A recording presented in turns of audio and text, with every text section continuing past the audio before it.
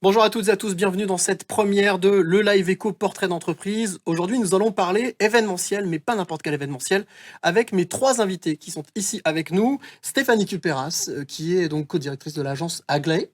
Bonjour. Bonjour. Avec aussi Lucie Raoux, qui nous parlera aussi justement de l'un des événements principaux de l'agence qui s'appelle le Village des Recruteurs. Et puis Jean-Pierre Bonardel, qui fait partie, on va dire même des anciens, des clients qui connaît ce village depuis le début. Mais avant de parler avec vous, de parler justement de l'agence et de ce que vous faites précisément, je vous propose de découvrir un reportage que Jade est allé faire dans votre agence. Bonjour, bienvenue chez Aglaé. Spécialisée dans l'événementiel sur la thématique de l'emploi, du recrutement et de la formation, l'agence Aglaé Events est devenue en peu de temps une référence dans le domaine. Créée en 2015 par Antoine Thalys, la petite entreprise lyonnaise en pleine ascension est née d'un simple constat. À l'époque, je travaillais pour un groupe média centré sur l'emploi et la formation. Et forcément, j'étais en lien avec plusieurs dizaines d'entreprises, pour pas dire plus. Le mot qui revenait tout le temps, c'est que les entreprises ne trouvaient pas des candidats. Et forcément, quand on entend ça, au début, on ne comprend pas.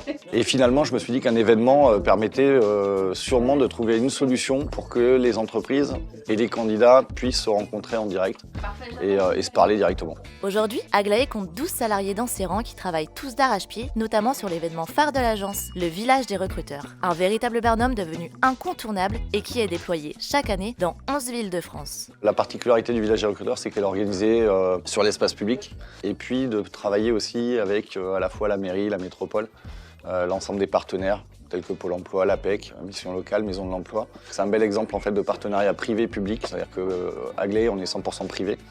On impulse l'événement, on propose un concept, on le finance et puis derrière on inclut tout le monde pour que tout le monde puisse avoir un intérêt sur cet événement. Les entreprises qui souhaitent embaucher sont le cœur de cible de ce rendez-vous. Alors, pour leur permettre de réussir leur recrutement, tout est fait pour leur donner les bonnes clés. Déjà, dans un premier temps, il y a toute une phase de découverte où en fait, on va identifier les besoins, c'est quelles sont les problématiques en recrutement qu'une entreprise peut rencontrer. Et nous, derrière, on va la conseiller sur les services que nous proposons. Il y a tout un travail aussi autour avec une communication, avec un travail de sourcing des candidats qui est effectué. Et le but, concrètement, c'est qu'ils puissent rencontrer des profils intéressants sur l'événement.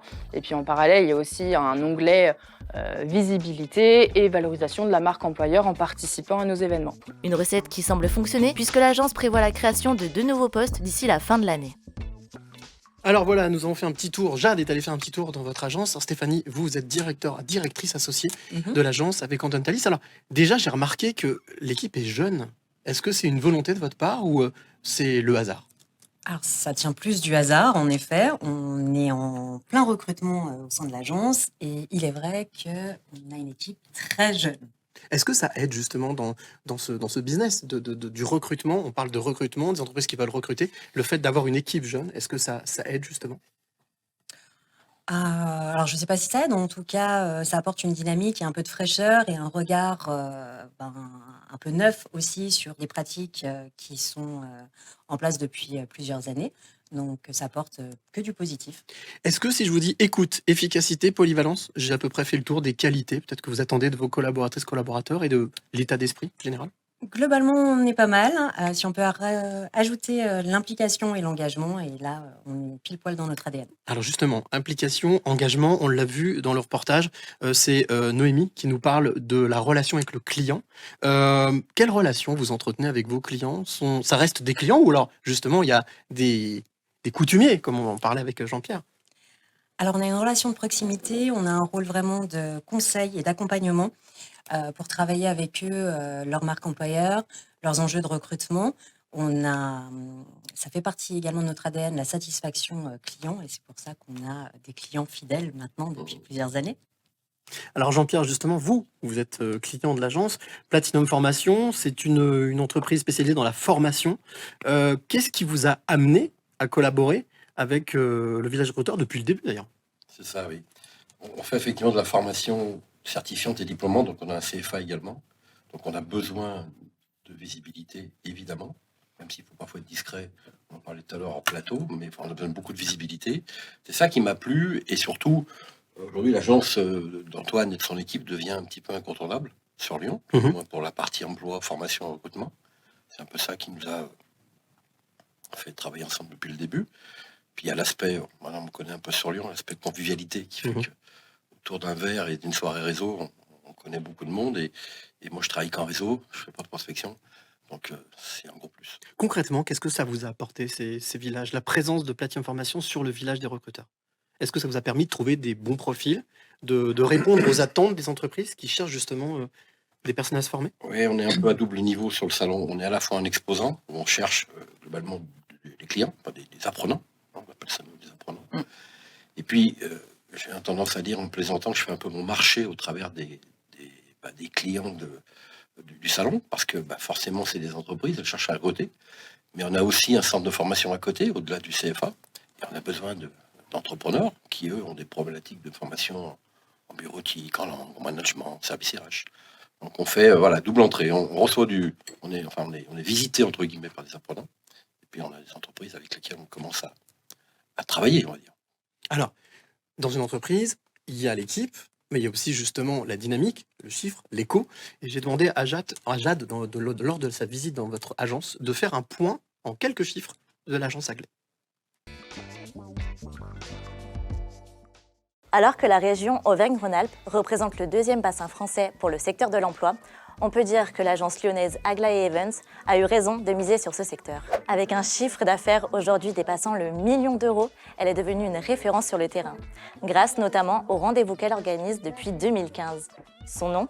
Le village des recruteurs. En 6 ans d'édition, ces rendez-vous recruteurs-candidats ont déjà permis à 100 000 visiteurs de tenter leur chance. Cette année est un peu particulière, étant donné que l'agence franchira la barre du 50e village avec déjà 500 entreprises participantes pour 11 éditions prévues en 2023. Et l'objectif est clair pour toute l'équipe. Plus de 30 000 candidats inscrits et 3 000 mises à l'emploi visées d'ici le 7 novembre, date du dernier village qui aura lieu à Montpellier. Alors justement, Lucie, vous vous occupez, depuis c'est tout récent, de ces villages des recruteurs. Alors déjà, première question, quand on est jeune, qu'on arrive dans une entreprise et qu'on a cette responsabilité-là, comment est-ce qu'on gère ça? On le gère assez bien déjà parce que l'équipe a été très accueillante. Moi, ça va faire le 2e mois que j'y suis. On a pu vraiment travailler ensemble sur les villages qui ont été faits l'année dernière pour voir comment on allait pouvoir mettre en place ceux de cette année. Donc on le gère très bien. Quelles sont les qualités qu'il faut avoir pour gérer ce genre de barnum? Parce que justement, on a tout cet événement avec énormément de visiteurs, mais aussi on voit quelques images justement du village de Lyon. Comment est-ce qu'on fait? Quelles sont les qualités qu'il faut avoir pour pouvoir gérer ça? Je pense que faut vraiment être un couteau suisse. Il y a autant une partie organisationnelle évidemment qui est très très importante. Il faut savoir anticiper un maximum de choses pour que sur place tout roule, mais aussi d'être dans le contact avec les partenaires, d'être avec eux, de les accompagner, donc d'avoir voilà, une bonne communication avec les partenaires et les entreprises qui sont sur le village. Alors, je ne sais pas si c'est une première expérience entreprise pour vous? Non. Non? Est-ce que justement le fait que l'accueil qui vous soit, que vous a été apporté lors de l'arrivée de votre entreprise a été importante? Est-ce que l'accueil était important? La qualité de l'accueil pour pouvoir justement vous sentir en confiance? Oui, c'est sûr que ça joue pour trouver ses marques et pour pouvoir avancer. Stéphanie, avec qui on bosse vraiment ensemble, m'a laissé beaucoup d'autonomie et ça m'a permis de vraiment trouver ma place au sein de l'entreprise. Alors, le village des recruteurs, c'est, on va dire, l'événement phare de l'agence, mais Ouais. je crois qu'il y a déjà en tête des développements, des nouveaux axes, comme par exemple de l'event sur mesure, c'est quoi exactement? Oui, complètement. En fait, aujourd'hui, on cherche à positionner l'agence sur un périmètre plus large et pouvoir être identifié comme agence de communication RH globale. Donc, on va intervenir sur de l'événement emploi, naturellement, avec le village des recruteurs, de l'événementiel sur mesure, toujours dans l'emploi, typiquement en organisant des événements en marque blanche pour des branches professionnelles, pour des collectivités, pour des entreprises qui auraient besoin d'un gros volume de recrutement, pourraient répondre avec ces événements sur mesure à ce besoin. Et au niveau de la com RH Ouais, et des oui. médias. Voilà. Et je crois qu'il y a aussi, justement, on le voyait dans les chiffres de Jade, des projets de recrutement, un besoin de recrutement.